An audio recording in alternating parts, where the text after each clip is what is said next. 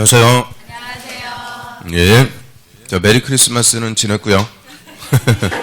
해피 뉴 이어입니다. 해피 뉴 이어. 그래서 새해 복 많이 받으시고. 자, 오늘은 이제 올해 마지막 수업이죠. 내년도가 경자년이라고 그래요. 경자년. 경자년에 이제 경산할 수 있게끔 열심히 공부해서 내년도에 다 합격할 수 있도록 하고요. 자, 오늘은 이제 5주차 수업인데, 자, 오늘 해가지고 이제 끝나요. 오늘 11월, 12월 과정이 다 끝나가지고, 오늘은 또 크리스마스 선물은 좀 지났지만, 자, 1시간만 더 하겠습니다. 그래서 우리 3시간 하고 끝나는데, 오늘 1시간만 더 해갖고 4시간 해서, 딱 오늘 11월, 12월 과정 끝내도록 하고요. 뭐 이제 1시간 더 듣는 거는 별로 힘들지 않죠? 좀 몸이 좀 익숙해지지 않았어요? 자, 저번 주 내용들 확인학습 문제 풀어보고 그리고 본 수업 들어있습니다. 자, 우리 저번 주에는 이제 도시개발법 환지 방식 쭉 봤어요. 환지 방식. 자, 1번 한번 맞춰볼까요? 환지 계획에는 필지별로 된 환지 명세, 그리고 필지별, 권리별, 청산 대상 토지 명세가 포함된다. 맞죠? 자, 요게 올해 기출문제 정답 지문이죠. 그리고 환지 계획이라는 것은 토지 교환에 관한 계획을 얘기하고요. 그럼 필지별 환지 명세, 이게 뭐냐? 새 토지 명세죠. 나중에 새 토지의 명세. 그리고 필지별, 권리별, 청산 대상 토지의 명세. 요거는 종전 토지의 명세라고 그러죠.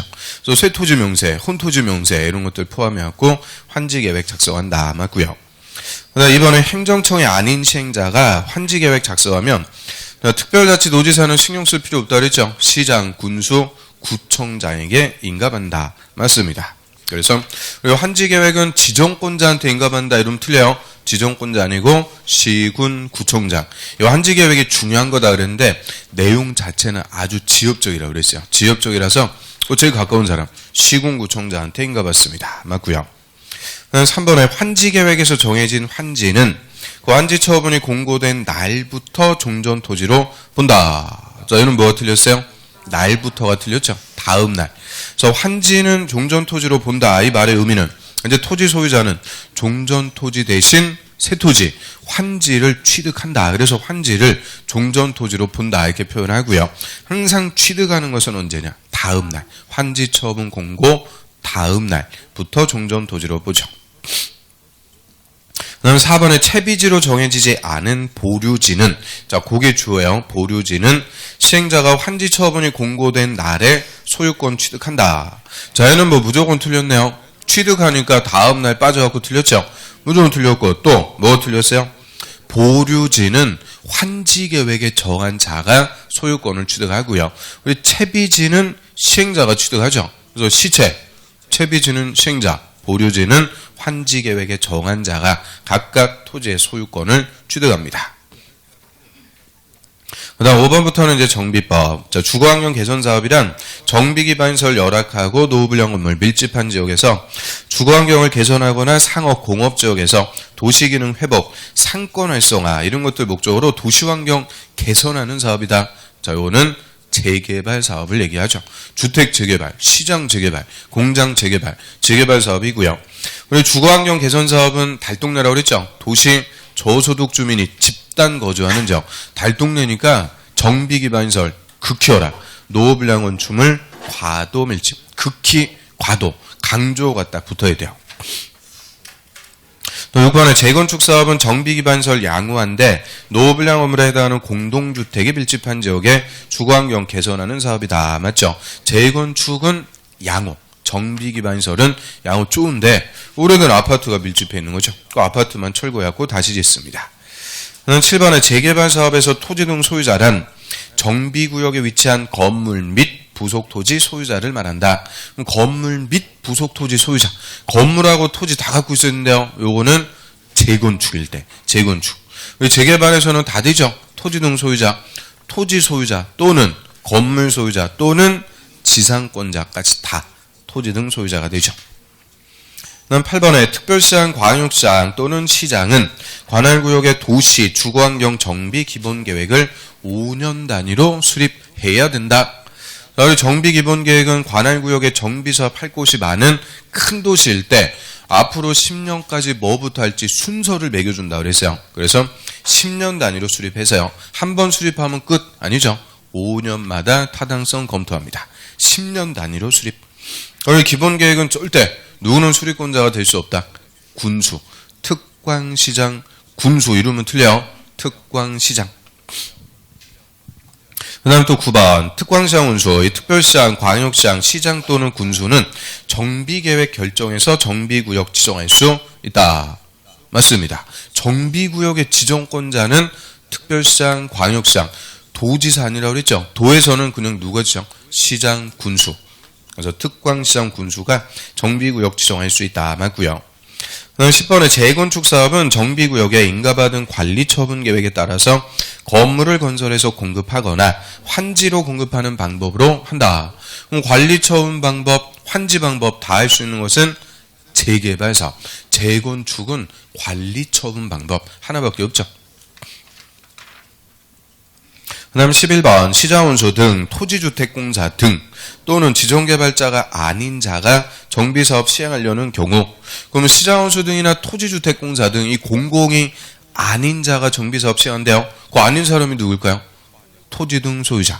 토지 등 소유자가 정비사업 시행하려면 조합 설립할 수가 있는 게 아니고 해야 된다. 의무예요. 의무. 조합 설립 의무. 다만 토지 등 소유자가 재개발 사업할 때는 그러하지 않다. 이 재개발은 토지 등 소유자 조합 안 만들고 할 수도 있다. 그 얘기죠. 그래서 토지 등 소유자 몇 명 미만, 20명 미만일 때는 조합 안 만들고 할 수 있는 예외가 있죠. 그래서 조합 설립 의무의 예외는 재개발에서만 맞고요. 또 12번 재개발 사업 추진위원회가 조합 설립하려면 토지 등 소유자 4분의 3 이상 및 토지 면적 2분의 2 이상 토지 소유자의 동의받아갖고 시장원수 등에 인가받는다. 맞죠? 조합 설립 인가 신청할 때 동의요건.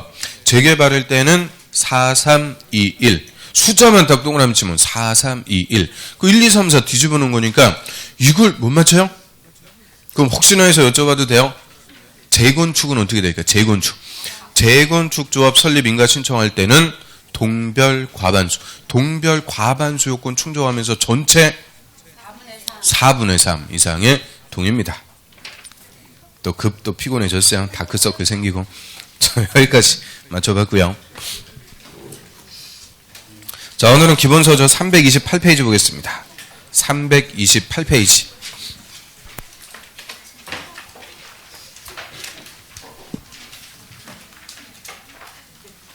짝꿍 안 나왔어요, 오늘? 저번 주에도 안 나오지 않았어요? 저번 주에 나왔나? 앞에가 비니까 썰렁해요. 자, 328페이지 보겠습니다. 자, 우리 정비법 이제 싹 마무리 한번 줘봐야죠. 그럼 정비사업의 절차 다시 한번 봅니다. 자, 관할구역에 이 정비사업 할 곳이 많은 큰 도시에서는 정비 기본 계획. 자, 요거부터 의무적으로 수립한대요. 그래서 정비 기본 계획은 관할구역의 재개발, 재건축 이런 정비사업 할 곳이 많은 큰 도시니까 한 방에 못한다고 그랬죠. 그래서 10년까지 뭐부터 할지 순서를 매겨준다. 그래서 정비사업의 방향 제시한다라고 하고요. 큰 도시, 특별시장, 광역시장, 시장 요자들이 10년 단위로 수립, 5년마다 타당성 검토합니다. 그리고 기본계획에서 이제 1번으로 딱 정해놨어요. 정비사업이 시급하다. 그럼 이제 구체적으로 무슨 동 몇 번지 일대에서 누가 무슨 방식으로 사업할지 정비사업의 구체적인 내용을 정하는 정비계획을 입안해서 결정하는 것을 정비구역 지정한다 그래요. 그래서 이 정비구역 지정해 놓고 이제 사업하니까 여기까지 우리 1단계다라고 하고요. 이 정비사업 하기 위한 준비요, 준비. 그럼 정비구역 지정하기 위해서 기본계획, 정비계획, 계획 2개를 수립해갖고 정비구역 지정. 그래서 이 1단계, 여기서는 제일 잘 물어보는 논점이 권한자라고 그랬죠. 누가 하는지. 그래, 행정청. 왜 이제 행정청 자꾸 미워하고 그러면 안 돼요. 미워할수록 멀어지는 거예요. 자꾸 아껴주고 감사하고 사랑하고 그래야 돼요. 그러면 저만 사랑하는 것 같아요. 아무튼 자, 이 기본계획은 큰 도시, 특광시장. 정비구역의 지정은 특광시장, 군수. 그래서 군수 되는지 안 되는지 그게 항상 논점이에요. 그래서 그거 오늘 확인학습 문제도 다 나갔죠. 확인학습 싹 풀어봤어요? 그거 꼬박꼬박 풀어보시라고 그랬어요. 그런 것들이 하나하나 밑거름이 되는 거죠. 그럼 이제 정비구역 지정해놓고 사업합니다. 누가 사업할 거냐? 정비사업의 시행자. 그럼 정비사업의 시행자는 우리 정비법에서 직접 다 정해주고 있죠. 자, 먼저 시장원수 등 그리고 토지주택공사 등. 시장원수 등이나 토지주택공사 등 요자들을 공공이라고 그래요. 공공이 정비사업 시행할 수가 있네요. 무슨 사업은 무조건 공공이에요? 주거환경 개선 사업. 우리 주거환경 개선 사업, 요 소위 달동네 개발. 달동네 제일 못 사는 동네니까 요 무조건 누가 할 수밖에 없다 그랬어요? 공공. 토지 등 소유자 능력도 없고 의지도 의욕이 아니고 의지. 불꽃 같은 의지도 없다. 안타까워요. 아무튼 그래서 토지 등 소유자가 조합 만든다 이런 거 없어요. 무조건 공공이 합니다. 자, 4가지 방법으로 할 수 있다 그래요. 이거 다 할 수 있죠. 자, 시행자가 정비구역에 정비기반시설 새로 설치하고 토지 등 소유자 스스로 자기 집 고치는 거, 주택을 보전 개량, 수용 방법, 환지 방법, 관리 처분 방법 다 동원해서 할 수가 있는데요. 주된 방법, 이 달동네 제대로 개발하려면 무슨 방법? 수용. 저희 주거환경 개선 사업은 그냥 공공이 수용해서 한다. 끝이요. 그 다음에 재개발하고 재건축, 원칙은 토지 등 소유자가 조합 만드는 거예요. 조합. 그래서 조합이 원칙적으로 이제 사업하는데요. 자, 조합 안 만들고 토지 등 소유자 할 수 있는 사업이 또 하나가 있죠. 재개발. 재개발 사업은 토지 등 소유자 20명 미만일 때는 굳이 조합 안 만들고 할 수 있다. 그래서 우리 정비사업의 시행자 법에서 딱 규정하는 거예요. 공공이 무조건 하는 게 무슨 사업? 주거환경 개선. 재개발하고 재건축은 원칙은 토지 등 소유자 조합 만들어서 합니다. 그래서 이 조합이 무슨 방식으로 해요? 관리 처분 방식, 관리 처분 계획에 따라서 주택 등을 건설해서 공급하는 관리 처분 방식으로 하죠. 그런데 조합이 설립이 됐다. 그럼 시행자까지 요게 이제 2단계라고 그래요. 그럼 시행자가 정비 사업을 구체적으로 시행하는 단계. 거기 이제 3단계. 3단계 절차 한번 쭉 볼까요? 일단 정비 사업의 시행자는 사업 시행 계획 요거부터 작성했고 행정청에게 인가받습니다. 사업 시행 계획이다 이렇게 써놨는데 의미는 공사 계획이라고 그래요. 공사 계획. 역시 정비 사업 할 때도 공사부터 하는 거죠. 그래서 공사 요렇게 하겠습니다. 공사 계획. 그럼 혹시나 해서 여쭤봐도 돼요? 인상을 쓰고 또 이제 싫다고 그러네요. 앙탈을 부리고 그래요. 그러면 시설 사업이나 개발 사업. 시설 사업, 개발 사업에서는 공사 계획 이름을 뭐라 불렀을까? 실시 계획. 그거 잘 알잖아요. 얼마나 잘해요. 실시 계획 다 맞히네. 아무튼 그래서 시설 사업, 개발 사업은 실시 계획. 근데 정비 사업은 실시 계획도 이렇게 부르는 게 아니고 사업 시행 계획 이름을 꼭 다르게 해요. 그래서 정비법이 복잡해요. 하여튼 공사 계획도 작성하고 인가받습니다. 그럼 우리 정비 사업 공사한다. 무슨 공사하겠어요? 뭐 재개발한다 그러면 기존 건물 싹 철거해 갖고 정비 기반설, 도로, 상하수도 기반설부터 새로 싹 설치해주고 건물도 다시 짓는 거죠. 아파트도 다시 짓고 기반설 설치하고 건물도 짓고 그리고 특히 재개발, 재건축 주택을 철거해서 공사할 때는 소유자들 공사하는 기간 동안 살다 와야죠. 뭐 전세를 살든 살다 와야 되니까 공사하는 기간 동안 살 수 있는 대책, 그거를 이주 대책이라고 그래요. 이주 대책 이런 것들 싹 포함해갖고 시행자 이제 사업 시행 계획, 공사 계획부터 작성해갖고 인가 받습니다. 자, 인가 받으면 이제 공사할 수 있는데 그 전에 시행자는 먼저 토지 등 소유자로부터 이 분양 신청 받아요. 분양 신청 받아갖고 분양 신청한 대로 관리 처분 계획. 자, 요거부터 또 작성해갖고 행정처에 인가받습니다. 그럼 관리 처분 계획이다. 의미는 분양 계획이라고 그래요. 또 나중에 지어질 아파트 조합원에게 어떻게 분양을 해주겠다. 이 분양 계획. 그래서 사업 시행 계획, 관리 처분 계획, 이 계획부터 먼저 작성해갖고 행정처에 인가받고요. 인가 나면 이제 기존의 건물을 싹 철거. 정비 사업에 이제 공사합니다. 공사도 한 3년, 4년씩 공사해요. 그럼 공사해갖고 다 끝났다. 그럼 저 사업 시행 계획대로 공사했는지 검사부터 받아야죠. 준공검사를 정비법에서는 준공인가 받는다라고 하고요. 시자원수 등에게 준공인가 받고요. 시자원수 등은 저 사업 시행 계획대로 공사가 끝났으면 공사 끝, 공사 완료, 고시. 자, 공사가 다 끝났습니다. 고시. 그러면 이제 여기서 정비사업의 공사는 다 끝났어요. 그래서 새로 지어진 주택이나 건물을 이제 시행자가 조합원에게 다시 분양을 해줘요. 분양해 주는 것을 아파트 소유권 넘겨준다. 그래서 소유권 이전 이렇게 표현하고요. 자, 이걸 다른 말로 분양 처분한다 그래요. 이제 새 아파트 분양해 주는 처분하고요. 몇 월 며칠자로 분양 처분합니다. 고시. 그럼 여기서 이제 정비 사업이 싹 끝납니다. 그리고 이 분양 처분의 효과도 고시가 있은 날의 다음 날 이제 확정적인 효과가 발생. 그러면 토지 등 소유자는 공사 다 끝났고 새로 아파트 분양받았죠. 그 분양받은 아파트의 소유권 언제 취득하는 거냐? 이전 고시 다음 날. 근데 분양받은 새 아파트 소유권 취득. 그래서 여기서 사업이 다 끝나요. 저희 시행자는 부수적으로 분양 등기 다 해주고요. 돈 주고 받을 게 있으면 청산함으로써 사업을 마무리 짓게 됩니다. 그래서 요게 이제 구체적인 사업 시행 단계 3단계라고 하고요. 그러면 이 3단계만 해도 그냥 칠판 한가득 꽉 차죠. 그래서 이 정비법도 하여튼 절차가 만만치가 않아요. 근데 절차 이거 우리 시험에 물어본다고 그랬어요? 안 물어본다고 그랬어요? 물어봐요. 얘는 물어봅니다. 그래서 정비사업은 절차를 여태까지 3번이나 기출로 물어봤는데 이 절대 이 절차 어려운 거 아니에요. 항상 우리 정비사업도 선계획 후개발 무슨 사업의 하나냐? 도시군계획사업. 도시군계획사업은 무조건 계획 먼저 수립하는 거예요. 계획. 그래서 공사 이렇게 하겠습니다. 작성하는 계획을 사업시행계획. 나중에 분양을 이렇게 해주겠습니다. 작성하는 계획을 관리처분계획. 계획부터 먼저 작성하고 행정처한테 사인, 인가 다 받고요. 그 다음에 사업시행계획 인가 받은 대로 공사 끝났어요. 관리처분계획 인가 받은 대로 분양을 해주게 되죠. 그래서 의미만 따져보면 간단해요. 공사계획, 분양계획, 공사, 분양. 이게 핵심. 그리고 이 분양계획을 작성하기 위해서 뭘 받는 거냐? 분양신청.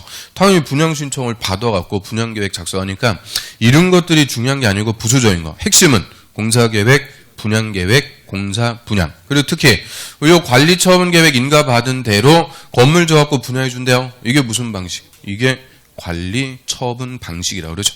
관리처분 방식. 그래서 재개발, 재건축은 이 관리처분 방식. 자, 이걸로 하게 돼요.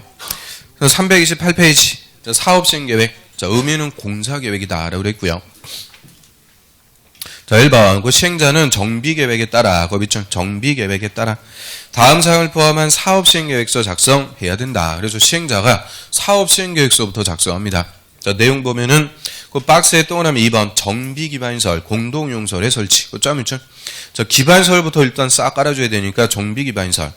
그 다음에 쭉 내려보시면 9번 건물의 높이, 용적률 등에 관한 건축계획. 건물도 짓고, 그러니까 건축에 관한 계획. 그 두 개가 핵심이요. 공사계획이니까 뭐 한다고요? 무슨 공사? 기반시설 설치하고, 건물도 짓고, 그리고 철거해서 공사하는 기간 동안 살 수 있는 대책 세워주라고 그랬죠. 그게 무슨 대책? 이주대책. 그래서 3번. 끝에 보면은 주민이주대책. 4번도 끝에 이주대책. 이게 공사하는 기간 동안 살 수 있도록 해주는 거예요. 그런 것들이 사업시행계획서에 돼요. 그래서 다음 중 사업시행계획서의 내용이 아닌 것은 우리 시험에 2번이나 기출이요. 그거 많죠? 그거 많은데, 그럼 개념으로. 절대 사업시행계획서의 내용이 될 수 없는 게 뭐에 관한 거냐? 분양. 하여튼 요 분양에 관한 사항, 분양자 나왔다 그러면 무조건 틀리는 거예요. 분양은 철저하게 무슨 계획? 관리, 처분계획. 우리 좀 이따 볼 관리처분계획의 내용이 되고요. 요 사업시행계획서는 뭐 하는 계획이다? 공사. 공사에 관해서 시행자가 작성하고요. 다시 그 위에 시행자는 무슨 계획에 따라서 작성하라고 그랬어요? 정비계획에 맞게, 정비계획에 부합하게 작성했는지 그 옆에 사업시행계획 인가받습니다. 그래서 맨 위에 보시면 가로 1번 시행자는 가로는 필요 없어요. 그 두 번째 줄의 끝에 정비사업 시행하려면 사업시행계획서의 정관 등의 밑에 줄 서류를 첨부해서 시장군수 등에게 제출하고 사업시행계획 인가받는다. 그 시장군수 등에게 사업시행계획 인가받는다. 거기까지. 그럼 사업시행계획 작성해갖고 시장군수 등한테 인가받습니다. 자, 우리 정비법에서는 인가받는다 그러면 무조건 누구한테 가서 인가받는 거냐? 시장군수 등. 그럼 저번 주에 요 조합설립 인가 누구한테 받았어요? 조합설립 인가 시장군수 등. 그럼 우리 좀 이따 볼 관리처분계획 인가 요것도 누구한테? 시장군수 등. 공사 끝났어요. 준공인가도 시장군수 등. 그래서 정비법은 인가받는다 그럼 무조건 누구한테 가서? 시장군수 등에게 인가받습니다. 사업시행계획서는 뭐 그 정도 하고요. 쭉 넘어갑니다. 343페이지 훅 넘어가세요. 343페이지 쭉쭉 넘겨보세요. 뭔지 몰라도 할 때 쭉쭉 넘어가면 기분 좋죠. 상쾌하죠. 쭉 넘기셔갖고 그 다음에 관리처분계획 보겠습니다. 자, 관리처분계획이 우리 정비사업에서 제일 중요한 거예요. 이 관리처분계획대로 건물 줘갖고 분양해주는 방식, 이게 무슨 방식이라고요? 관리처분 방식. 그럼 당연히 관리처분 방식이니까 뭐가 핵심 계획이냐? 관리처분계획. 우리 도시개발 사업을 환지 방식으로 합니다. 그럼 당연히 뭐가 제일 중요한 계획? 환지계획. 그래서 환지 방식은 환지계획, 관리처분 방식은 관리처분계획. 이게 각각 핵심이 되는 거고요. 자, 의미는 분양계획이다 그랬으니까 분양신청. 먼저 받아갖고 작성하죠. 자, 1번에 가로 1번 볼까요? 시행자는 사업시행계획 인가고시가 있은 날, 거기다 붙여. 사업시행계획 인가고시가 있은 날. 그 밑에 줄부터 120일 동안 120일 내 다음 사항을 토지 등 소유자에게 통지하고 그 밑에 줄에 일간신문에 공고도 해줘야 된다. 그래서 통지하고 공고도 하래요. 그럼 뭐를? 그 박스에 3번, 동그라미 3번에 분양신청기간. 그거 하나 밑줄 쳐둘까요? 분양신청기간. 그럼 이제 언제까지 어디 와서 분양신청들 하세요? 다 알려주라는 거예요. 사업시행계획 인가고시가 있으면 120일 내 시행자는 토지 등 소유자한테 언제까지 어디 와서 분양신청들 하세요? 다 알려준다. 통지하고 공고합니다. 자, 일단 이거 박스 밑에 분양신청하는 기간. 이 분양신청 기간 이거 하루 이틀 주고 그러면 안 돼요. 그럼 멀리 출장 갔다가 분양신청 못하고 그럴 경우가 있죠. 그래서 그 분양신청하는 기간, 동그라미 1번. 그 분양신청하라고 통지한 날부터 적어도 30일 이상 60일 이내로 한다. 다만 시행자는 수립에 지장이 없으면 20일 연장할 수도 있다. 그럼 분양신청하는 기간 최소 며칠 이상은 줘야 돼요. 최소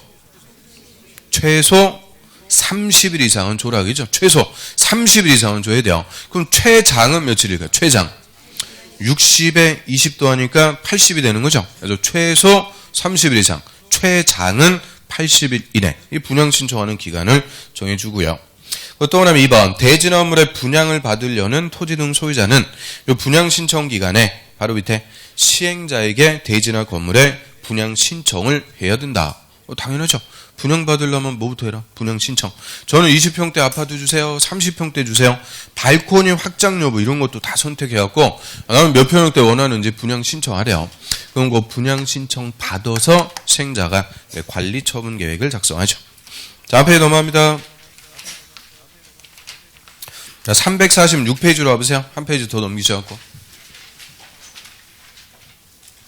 맨 위에 2번 관리처분 계획의 수립 및 인가. 자, 거기다가는 별표. 이 관리처분 계획 여기서부터는 이제 시험에서 잘 물어보는 거죠. 거의 매년 나옵니다. 자, 의의는 읽어보시고 그 밑에 내용. 시행자는 분양신청 기간이 종료가 되면 분양신청 현황을 기초로, 즉 분양신청 다 받아가지고 다음이 포함된 관리처분 계획부터 수립해서 시장군수 등의 인가, 역시 밑줄 시장군수 등의 인가받아야 된다. 그래서 역시 관리처분 계획도 시장군수 등의 인가받으래요. 그럼 내용 보시면은 박스에 1번 분양 설계입니다. 이 분양 계획이니까 핵심 내용은 1번 분양 설계. 그럼 분양을 하나씩 설계 짜나간다 그 얘기인데, 그럼 분양 설계한다 쉽게 얘기하면은 뭘까요? 나중에 아파트 몇 동 몇 호 조합원 누구에게 분양해 줄지 하나씩 설계한다는 거예요. 그래서 쉽게 얘기하면은 동호수 배정.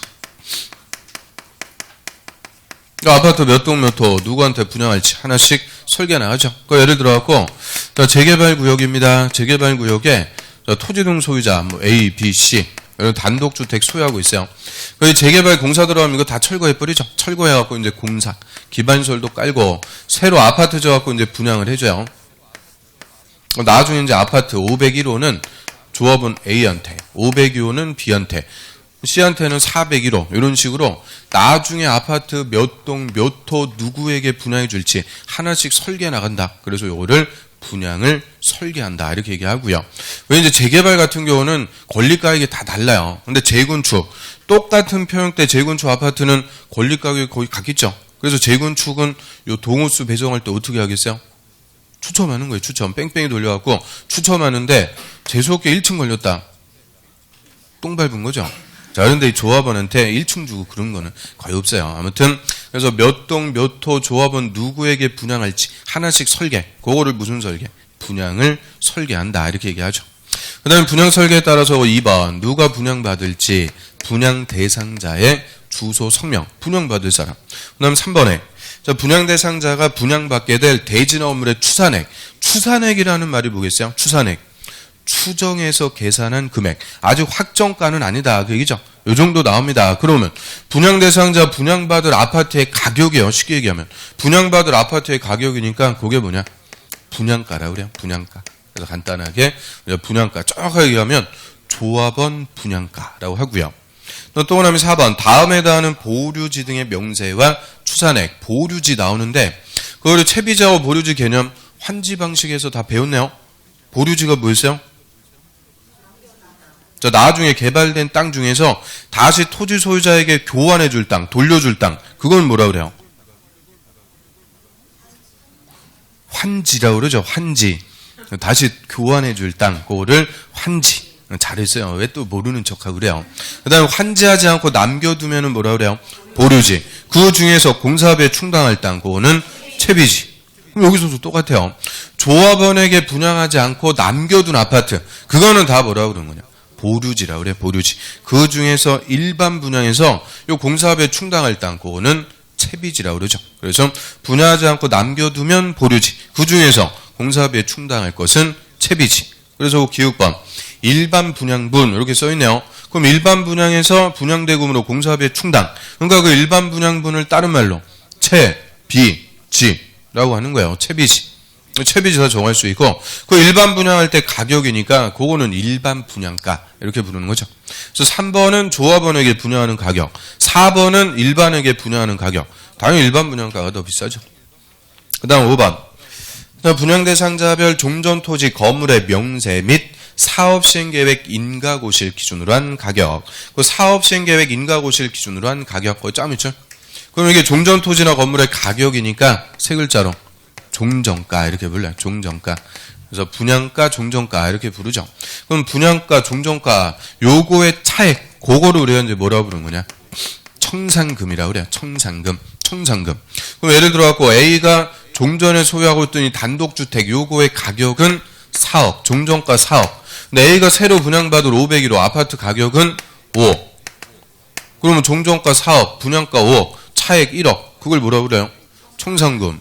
이거 내야죠. 그래서 이런 종전가와 분양가의 차익을 청산금이다라고 하는데, 자, 우리 분양가 요거는 관리처분계획 작성할 때 3.3제곱미터당 얼마 다 나오는 거예요. 뭐 예를 들어 갖고 분양가 뭐 평당 1,000만 원이 될 수도 있고 2,000만 원이 될 수도 있고. 그런데 종전가, 이 종전 토지나 건물의 가격, 얘는 정비 사업이 시행될수록 비싸질까 싸질까? 종전가는 비싸지겠어요? 싸지겠어요? 비싸지는 거죠. 정비 사업에 개발 이익을 반영해서 사업이 진행될수록 비싸지는 거예요. 그래서 이 종전가는 언제가 기준이냐에 따라서 가격이 다 달라져요. 그러면 정비 사업에서 이제 기준이 될 수 있는 게 크게 세 가지 있죠. 자, 1단계는 정비구역 지정고시일, 2단계는 조합 설립 인가일, 3단계는 사업 시행 계획 인가고시일. 이게 각각 정비 사업의 기준일이 될 수 있는 것들인데요. 지금 종전가 얘는 언제 기준으로 산정해라? 지금 밑줄 친 거 있죠? 사업 시행 계획 인가고시가 있은 날을 기준.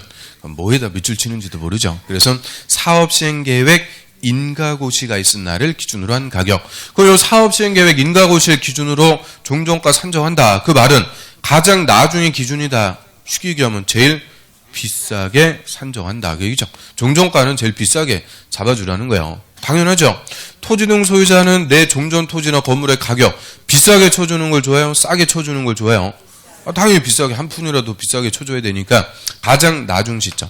그래서 사업시행계획 인가고시를 기준으로 종전가를 산정해서 이 종전가가 비싸야 분양가, 종전가의 차액, 청산금이 줄어들어갖고 조합원에게 유리하게 돼요. 그래서 항상 조합원에 유리하게 해석하시면 돼요. 그 다음 6번 정비사업비의 추산액. 이 사업비가 총 얼마가 나올 건데 그 밑에 줄 그에 따른 조합원의 부담 규모와 시기. 자, 이거를 사업비 분담한다 그래요. 조합원이 사업비 얼마씩 나눠낼지 사업비의 분담.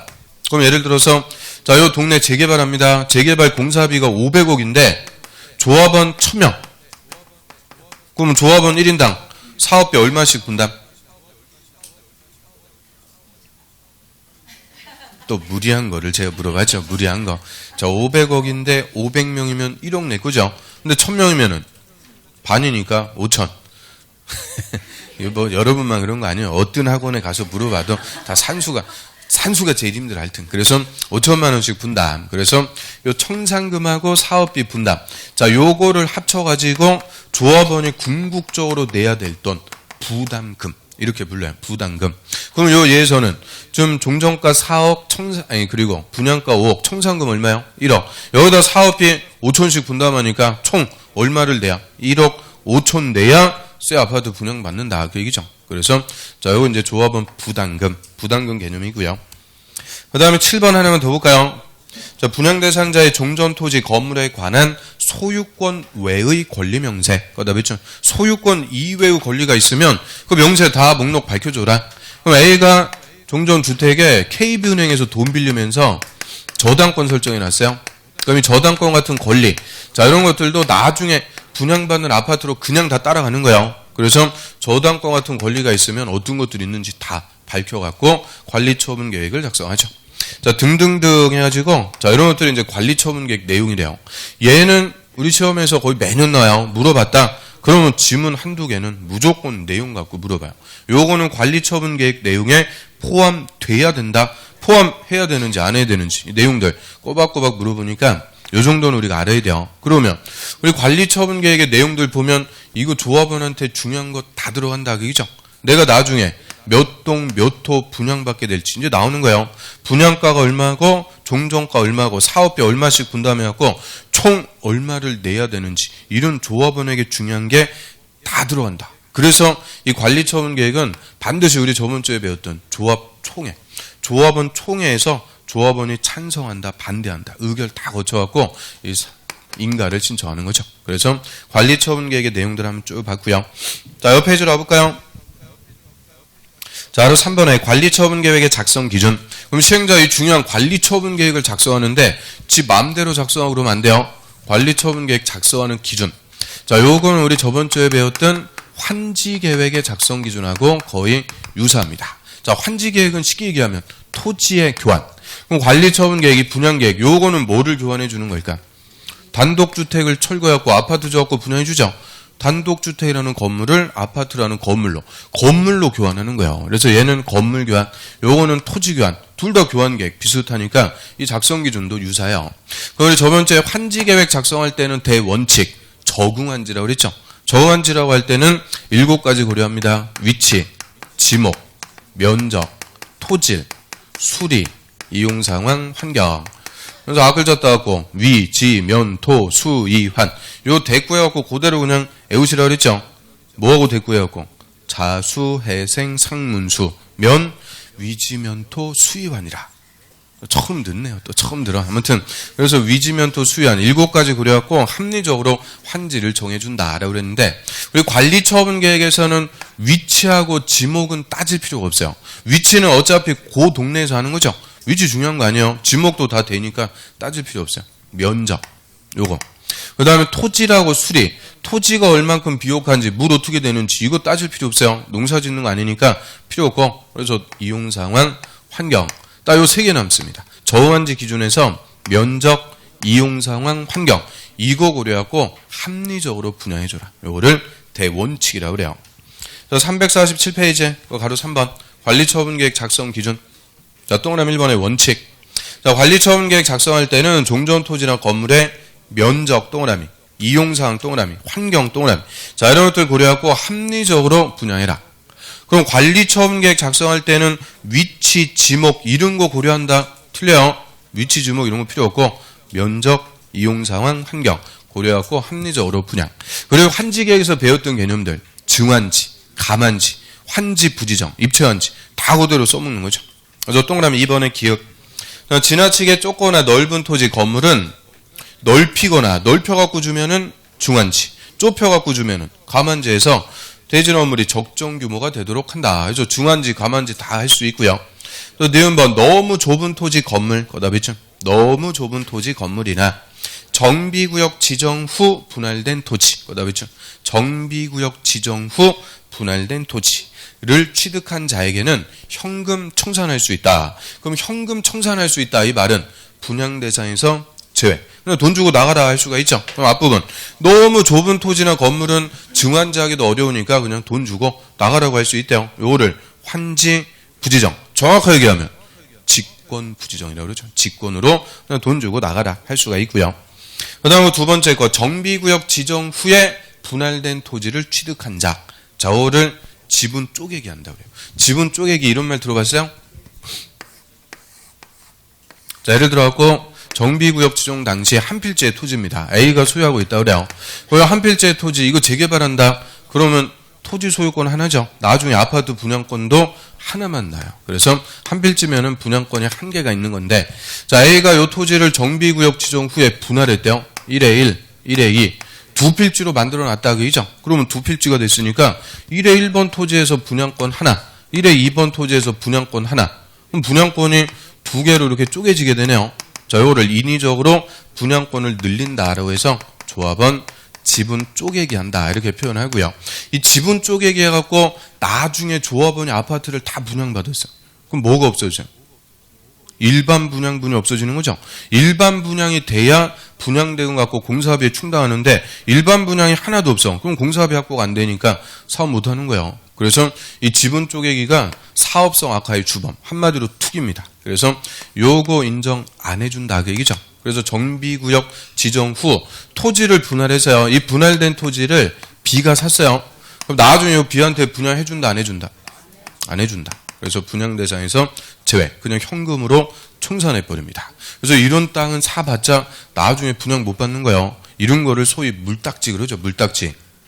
이런 거 들어봤어요? 그래서 이런 땅은 위험한 거예요. 그래서 이런 걸 알아야 우리가 이제 제대로 중개할 수가 있죠. 그래서 하나씩 배워나가면서 얼마나 이게 기뻐요. 자, 아무튼 저 지분 쪼개기 저거는 인정 안 해준다. 그 다음 또 디귿번. 자, 재해나 위생사의 위해를 방지하기 위해서 토지의 규모를 조정할 특별한 필요가 있으면 너무 좁은 토지는 넓혀준다. 넓혀갖고 동그라미. 넓혀주면 그거를 증환지. 토지에 가름해서 보상 동그라미. 그럼 토지 대신 돈으로 준다. 이게 뭐야? 환지, 부지정. 직권 부지정 할 수도 있고 건물의 일부, 건물 동그라미. 건물의 일부와 대지의 지분으로 줄 수도 있다. 그거를 입체환지. 다 가능합니다. 그래서 중환지, 환지, 부지정, 입체환지. 환지계에서 배웠던 개념들 그대로 다 써먹는 거니까 여기까지 쭉 읽어보시면 되고. 그 리얼부터, 거기서부터 관리처분계획에서 핵심 기준이죠. 이제 투기한 거. 자, 리얼번의 분양 설계 또는 분양 설계에 관한 계획은 분양 신청 기간 만료일 기준, 거다 비준. 분양 신청 기간 만료하는 날을 기준 별표로 수립한다. 아주 잘 물어보는 질문이죠. 그럼 우리 좀 전에 분양 설계가 뭐였어요? 분양 설계. 동호수 배정. 그래서 이 분양 설계는 지금 언제 기준이래요? 분양 신청 기간 만료일을 기준으로 수립한다. 분양 신청 기간 만료일 기준 이 말은 분양 신청을 다 받아갖고 작성한다. 그죠? 아, 당연히 내가 원하는 평형대에 맞춰갖고 동호수를 배정을 해줘야 되니까 이 분양 설계는 분양 신청 다 받아서, 즉 분양 신청이 끝나면 그때를 기준으로 작성하래요. 그래서 분양 설계, 요거는 분양 신청 기간 만료일 기준. 그럼 좀 전에 우리가 봤던 거. 종전가. 이건 언제가 기준이었어요? 종전가는 사업시행계획 인가고시일 기준. 그 두 개 딱 바꿔주는 거예요. 그래서 종전가는 사업시행계획 인가고시일 기준. 분양 설계는 분양신청기간 만료일 기준. 즉 분양신청 다 받아갖고 작성한다. 그 얘기죠. 그 다음 미음번. 자, 미음하고 비읍 다 주택 공급 기준이라고 그래요. 그걸 재개발, 재건축으로 주택 아파트 줘갖고 분양해 주는데 특히 투기의 온상이 되는 게 주택입니다. 그래서 주택의 공급 기준을 직접 관리처분계획 기준에서 정하고 있죠. 자, 미음번은 원칙이라고 그래요. 원칙. 자, 1세대 또는 1명이 하나 이상의 주택이나 토지를 소유한 경우 1주택 동그라미 1주택을 공급하고 또 같은 세대에 속하지 않는 2명 이상이 1주택이나 1토지를 공유한 때에도 1주택 또는 1주택만 공급한다. 그러면 주택을 공급할 때는 몇 개 주는 게 원칙? 1개. 1주택 1개만 주는 거예요. 주택은 1주택 공급이 원칙. 1세대 1주택, 1인 1주택. 공유하고 있어도 1주택 1개만 준다. 근데 거기에 대한 이제 예외, 1주택 공급의 예외가 또 많아요. 그래서 아주 버라이어티하게 나옵니다. 그 박스에 보면 A부터 한 페이지 넘겨보세요. 그 뒤까지 A, B, C, D 해갖고 2주택 주는 것도 있고 3주택 주는 것도 있고 소유한 주택수만큼 다 줄 수도 있고요. 아주 버라이어티하게 또 나오게 되죠. 자, 오늘은 하나만 볼게요. 다시 앞으로 가볼까요? 자, B번 보겠습니다. B번. 다음에 다하는 토지 등 소유자에게는 소유한 주택수만큼 공급, 밑줄. 소유한 주택수만큼 다 공급해 줄 수 있다. 그러면 종전에 소유하고 있는 주택수만큼 다 줄 수 있대요. 10채를 종전에 소유하고 있었으면 10개 다 줄 수 있다. 그죠? 그래서 소유한 만큼 다 분양을 해줄 수가 있다. 자, 어떤 경우? 한 페이지 넘겨보시면 가번. 과밀억제권역에 위치하지 않은, 거기다 점 있죠. 과밀억제권역에 위치하지 않은 재건축 또는 재건축 사업의 토지 등 소유자일 때, 거기서 딱 끊습니다. 다만 어쩌고 지금 필요 없어요. 그럼 맨 앞에 지금 어디에 위치하지 않는다고요? 과밀억제권역. 이거는 수도권에서도 한 복판입니다. 너무 인구와 산업이 과도하게 밀집해 있으니까 더 이상 과밀해지면 안 되겠다. 이름대로 과밀억제권역. 과밀하게 되는 것을 억제한대요. 그럼 이거 수도권에서도 한마디로 어디냐? 서울입니다. 서울. 서울특별시 대표적으로 과밀억제권역이라고 그래요. 그래서 우리 공법에서 과밀억제권역 많이 나와요. 과밀억제권역 하면 어딜까 이렇게 고민하지 말고 그냥 어디라고요? 서울특별시. 서울특별시가 대표적인 과밀억제권역. 그 다음 밑에 4번. 자, 근로자 숙소, 기숙사 용도로 주택을 소유하고 있거나 또 4번. 국가나 지자체 토지주택공사 등일 때, 그럼 국가, 지자체 토지주택공사 등 얘들 묶어갖고 공공이라고 그러죠. 공공. 그러면 그 라버는 필요 없어요. 라버는 눈길도 주지 마시고. 그럼 가, 나, 다. 자, 얘들은 소유한 주택수만큼 다 분양해 줄 수 있대요. 이게 한마디로 투기의 우려가 없다는 거예요. 투기 X. 투기의 우려가 없을 때는 소유한 만큼 다 줄 수 있다. 그럼 4번. 공공이 투기하고 그런 거겠죠. 또 4번. 근로자 숙소나 기숙사 용도로 주택을 소유하고 있다. 이거는 근로자에게 제공해주는 실수예요. 실수. 그래서 다 투기의 우려가 없을 때. 그래서 4번, 4번을 읽어보면 당연하니까 항상 논점이 되는 거는 몇 번이겠어요? 가번이 되는 거죠. 가번. 그거를 맨날 물어보는 거예요. 과밀억제권역에 위치하지 않은 무슨 사업일 때? 재건축일 때는 소유한 주택수만큼 다 분양해 줄 수 있다. 그럼 요 뭐 종래 몇 번 기출이죠. 자, 예를 들어갖고, 자, A가 정비사업의 대상이 되는 주택 3채를 갖고 있다 그래요. 3주택을 소유하고 있다. 야, 이거 어떤 경우예요? 부러운 경우죠. 부러운 경우. 아, 완전 부러워. 아무튼 3주택을 소유하고 있는데, 자, 요 사업이 서울특별시에서 하는 재건축이에요. 강남에 재건축 아파트 3채 갖고 있다. 완전 부러운 거죠. 그러면 나중에 A는 재건축 아파트 몇 개 분양해 줄까요? 한 개. 한 개만 분양해 주죠. 이유는 과밀억제권역일 때는 예외가 없어요. 그냥 원칙대로 한 개만 줍니다. 안타까워요. 그러면 이게 저 대전광역시에서 하는 재건축이에요. 그럼 대전에서 재건축해요. 나중에 A는 재건축 아파트 몇 개 분양받을 수 있을까요? 자, 요거는 3개 다 분양받을 수 있네요. 과밀억제권역에 위치하지 않은 무슨 사업이니까? 재건축이니까 소유한 만큼 다 줄 수 있다. 와우, 좋아요. 자, 그런데 대전에서 하는 재개발이요. 그럼 나중에 재개발 아파트 A는 몇 개 분양받을 수 있을까요? 1개일까 3개일까? 1개, 원칙대로 그냥 1개만 분양. 그래서 아니 앞에를 바꿔주면 잘 맞추는데 뒤에를 바꿔주면 또 귀신같이 또 몰라요. 그래서 지금 2가지 요건. 과밀억제권역에 위치하지 않은 무슨 사업일 때만. 재건축. 그럼 이 과밀억제권역이 아니래도 뭐요? 재개발이니까 얘도 예외가 아니고 그냥 원칙대로 1개만 줍니다. 1개. 안타까운 거죠. 그래서 자, 의미 알겠어요? 2가지 요건 다 갖추라는 거예요. 과밀억제권역에 위치하지 않은 무슨 사업일 때만.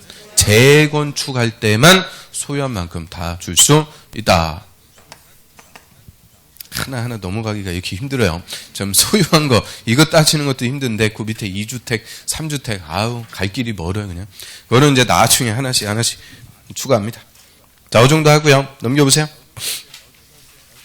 그거는 이제 기준에 맞게 시행자 관리처분계획 작성해서 행정처, 시장원수 등한테 인가받았어요. 자, 인가받으면은 이제 효과. 인가받으면 절차. 근데 뭐 들어가는 거예요? 철거. 철거해서 공사하는 거예요. 철거 공사. 몇 년 지나고 다 끝났다. 그러면 이제 분양을 해주게 되죠. 이 분양 처분. 반드시 무슨 계획대로? 관리 처분 계획 인가받은 대로 분양해 주는 거예요. A한테 나중에 501호를 분양해 주기로 했다. 그럼 공사 끝나고 A한테 그대로 뭘 분양해 줘야 돼요? 501호 다른 거 주고 그러면 안 된다. 그죠? 그래서 저 관리 처분 계획 인가받은 대로 분양을 해준다. 이게 뭐 가장 주된 효과. 그래서 351페이지 가볼까요? 351. 자로 7번, 동그라미 1번의 니은번 봅니다. 니은. 사업 시행자는 정비사업의 시행으로 건설된 건물은 인가받은 관리처분계획에 따라, 거다있죠. 관리처분계획에 따라서 토지 등 소유자에게 공급, 분양해준다. 그래서 무슨 계획대로 하라고요? 관리처분계획. 그게 27회 때 정답이요. 재정론 정답 지문. 인가받은 사업 시행계획대로 공급한다. 그럼 틀려요. 사업시행계획은 공사계획, 분양은 관리처분계획대로 합니다. 자, 넘어갑니다. 그 다음 353페이지로 와보세요. 353. 또 맨 위에 관리처분계획 인가호시의 효과, 가로 1번. 종전토지 건물의 소유자, 지상권자, 전세권자 등등의 권리자는 관리처분계획 인가고시가 있으면 이전고시가 있는 날까지, 그렇죠? 요죠. 소유권 이전고시, 분양을 해줄 때까지는 이제 종전토지나 건물을 사용수익할 수 없다. 딱 끊습니다. 그럼 종전토지 건물 사용수익할 수 없다. 사용할 수가 없대요. 이 말의 의미는. 관리처분 인가고시 나면 이제 종전토지나 건물 사용할 수 없다. 그 말은 집 비워주고 다 나가라는 거예요. 집 비워주고 다 나가라. 그 얘기죠. 이제 뭘 해야 되니까. 철거, 공사 들어가야 되니까 관리처분 인가고시 나면 이제 다 비워주고 정든 집 비워주고 다 나가라. 그 얘기죠. 그거를 사용수익을 정지시킨다라고 하고요. 그래서 밑으로 합니다. 가로 2번. 지상권 등의 계약 해지. 해지는 민법에서 배웠어요? 해지라는 말 의미가 뭐예요? 뭐 민법은 열심히 하시니까 해지란 지금부터 장래에 대해서 계약의 효력을 무효로 하는 의사표시를 해지한다 그러죠. 혹시 한번 물어봤어요? 맞췄다고 그럴게요. 맞췄다고. 지금부터 맞췄어요. 자, 동그라미 1번. 그래서 계약의 해지. 자, 정비사업의 시행. 정비사업 시행한다는 게 이제 철거에서 공사. 철거 공사로 인해서 지상권이나 전세권, 임차권의 설정 목적을 달성할 수 없게 되면 그 권리자는 계약을 해지할 수 있다. 계약을 해지해갖고 나갈 수가 있다. 그럼 예를 들어갖고 철거에서 공사 들어갑니다. 이 철거 대상인 재개발 주택 A가 소유하고 있는데, 자, A가 갑한테 임대차 설정해갖고 갑이 임차인으로 이 주택에 살고 있었어요. 그런데 이제 철거에서 공사 들어간다. 그러면 임차인은 못 살게 됐죠. 당연히 나갈 수 있게끔 임대차 계약 뭐 할 수 있다. 해지해 버릴 수 있다는 거예요. 나갈 수 있게끔. 근데 계약을 해지한다고 나가는 거 아니죠. 당연히 돈 줘야 돼요. 보증금 빼줘야죠. 이 주택의 보증금 2억. 이 보증금 2억 이거 누가 해줘야 돼요? A를 뭐라 그래요? 임대인이라고 그러죠. 이제 법을 좀 몇 달 했으니까 집주인 그렇게 좀 없어 보이게 하면 안 되고요. 집주인이 아니고 임대인이 반환을 해줘야 돼요. 임대인. 그런데 일반적으로는 새로 들어온 사람이 있어야 받아갖고 넘겨주죠. 근데 여기서는 그냥 철거 들어가니까 새로 들어오는 게 없단 말이에요. 그래서 내일 나갈 테니까 내일까지 보증금 2억 해주세요. 임대인한테 청구해봤자 줄 수 있어요, 없어요? 2억 그냥 한 방에 해줘요? 해준다 그러면 할 말이 없어. 아무튼 그래서 이게 못 주는 거예요. 그러면 얘가 안 나오고 딱 버팁니다. 그럼 철거해서 공사 안 되죠. 그래서 우리 정비법에서 계약을 해지하는 임차인은 보증금의 반환 청구를 돈 많은 시행자에게 할 수가 있도록 인정을 해줘요. 그래서 이 법조문 때문에 아무 상관없는 조합한테 내일까지 보증금 2억 빼줘라 청구할 수가 있는 거예요. 그러면 조합이 이제 보증금 2억 해줬다. 그럼 임차인은 받을 돈 다 받았으니까 나가면 되죠. 그 원래 A가 줘야 될 돈을 시행자 대신 줬네요. 대신 준 사람이 원래 줘야 될 사람에게 뱉어내라 청구하는 것을 구상한다. 그래, 구상할 수가 있다. 그래서 구상이라는 말, 이게 쉬운 말이 아니죠. 의미는 뭐냐? 대신 준 사람이 원래 줘야 될 사람에게 뱉어내라 청구하는 것을 법률용어로 뭐 한다고요? 구상. 자, 한번 볼까요? 동그라미 2번. 그럼 계약을 해지할 순자하지는 전세금, 보증금 등의 금전 반환 청구권은 누구한테 할 수 있다? 시행자에게 행사할 수 있다. 이 법조문 때문에 아무 관계없는 시행자에게 보증금 반환 청구하고요. 그럼 동그라미 3번. 자, 금전 반환 청구권 행사로 금전을 지급해준 시행자, 즉 보증금 대신 빼준 시행자는 원래 줘야 될 토지 등 소유자에게 구상할 수가 있다. 구상이라는 말 이제 의미 알겠죠? 구상할 수 있다. 뭐 그 정도. 그 다음에 동그라미 5번으로 합니다. 자, 관리처분계획 인가받은 경우 밑줄 거기다 필표. 관리처분계획 인가받으면 지상권, 전세권, 임대차 계약의 계약 기간은 민법, 그 밑에 주택임대차보호법, 옆에 상가건물 임대차보호법 규정을 적용하지 않는다. 밑줄. 적용하지 않는다. 적용 배제한다 그래요. 그럼 거기에 민법이나 주임법이나 상임법의 규정들 싹 열거돼 있죠. 그 민법 280조. 이게 뭐에 관한 규정이요? 민법 280조. 그렇게 주고 그게 뭐에 관한 조문이냐? 야, 민법으로 어떻게 다 외워요? 인간적으로 안 되죠. 자, 이게 지상권의 존속기간을 얘기해요. 지상권. 옆에 312조는 전세권의 존속기간. 그런 것들 뭐 다 알긴 알아요? 됐어요. 아무튼 그래서 지상권, 전세권 존속기간인데 그 밑에 주택임대차보호법 4조 1항 이거는 우리 알아야죠. 주택임대차 기간은 몇 년으로 한다? 2년으로 한다. 이 당사자 기간을 정하지 않거나 2년 미만으로 하면 2년으로 한다. 그래서 주택임대차는 최단 기간 몇 년은 보호를 해주겠다는 거예요. 2년. 이게 다 최단 존속기간에 관한 규정이에요. 이거를 적용 안 한대요. 언제부터는? 관리처분계획 인가 후부터는 이 존속기간에 관한 규정 적용하지 않는다. 왜 적용 안 하겠어요?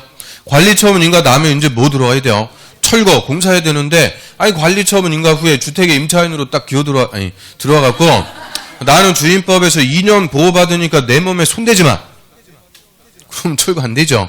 그래서 철거해서 공사 들어갈 수 있게끔 관리처분 계획 인가 후에 주택 임대차 계약 체결할 때는 2년, 이거 보호해준다, 안 해준다?